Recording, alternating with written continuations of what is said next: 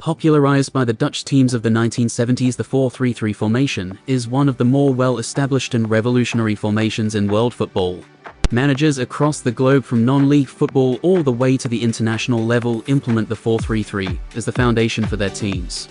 This classic system has been around for years now, and I'm here to tell you why it's still the ultimate formation for success. One of the main cogs in the 4-3-3's machine is the midfield. Having three players in the middle of the park is designed to create a numerical superiority by outnumbering the opposition, leading to easier chances of winning the ball back. This also aids in keeping possession, as the opponent can't mark your three midfielders without leaving gaps in other areas. Possession is massive in today's game, with some of the best teams of the modern era adopting this style of play to win games. Just a decade ago, the Spain national side dominated international football, winning 2 European Championships and a World Cup, playing possession-based football in a 4-3-3. The illustrious midfield trio of Xavi, Iniesta and Busquets were the key reason for Spain's supremacy, having the ability to keep hold of the ball while advancing up the pitch. These triangles are seen all over the field in a 4-3-3 and allow more fluidity when in possession. The repetition of triangular passing combinations breaks down opponents both mentally and physically. Players will not only begin to tire as they are constantly running after the ball, but they'll also become frustrated with the lack of possession for their own team, and eventually mistakes will be made, essentially passing them to death. Balance. Now, a lot of formations are known for being very defensive, e.g. 4-5-1, and some are known for their attacking nature, e.g. 3-4-3, but not many have the balance of both. This is where the 4-3-3 excels.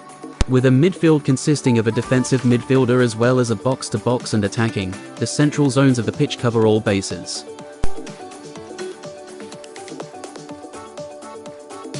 Arsenal with Partey, Xhaka and Odegaard. Man City with Rodri, Gundogan and De Bruyne. Bayern Munich with Kimmich, Goretzka and Müller.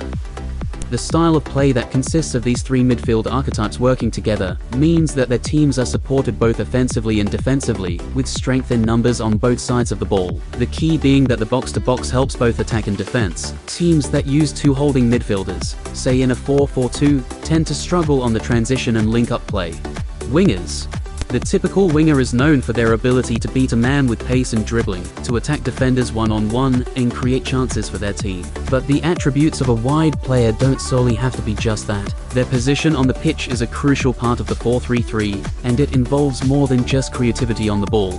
Having wide players in football produces space and, more importantly, gaps. With a winger on each side, the defensive structure is spread and loses its compactness, opening up lanes for attacking runs and passes.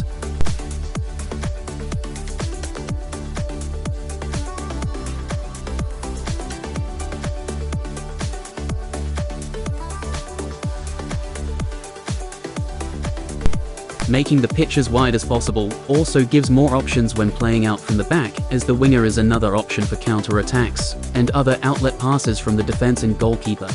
False 9. The false 9 is proof of how adaptable this formation is. Instead of playing an out-and-out striker, teams will play a more creative striker/attacking midfielder in that role, but allow him to drop slightly deeper and work between the opposition's midfield and defensive lines. This tactic adds more bodies to the midfield numbers for improved link-up play. But now there's space in behind for inverted wingers to run into. Jurgen Klopp's Liverpool teams of the past have flourished using this strategy, with Roberto Firmino playing the false 9, taking advantage of the blistering pace of Mo Salah and Sadio Mane. And last but not least, the high press. This one is fairly simple. Having both wingers so high and wide you can press the opposition's backline deeper in their own half.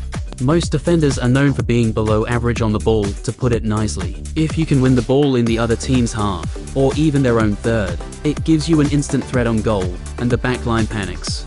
Winning the ball back quickly and high up leaves no time for the defense to set and get into shape, causing havoc. Of course, this requires a high amount of fitness and work ethic, but teams at the peak of professional football can play at that intensity. Well, I think I've made a compelling argument for the 4-3-3 there. An outnumbering, balanced midfield 3 combined with wide, pressing wingers is tough to beat. But that's why it's the best, in my opinion.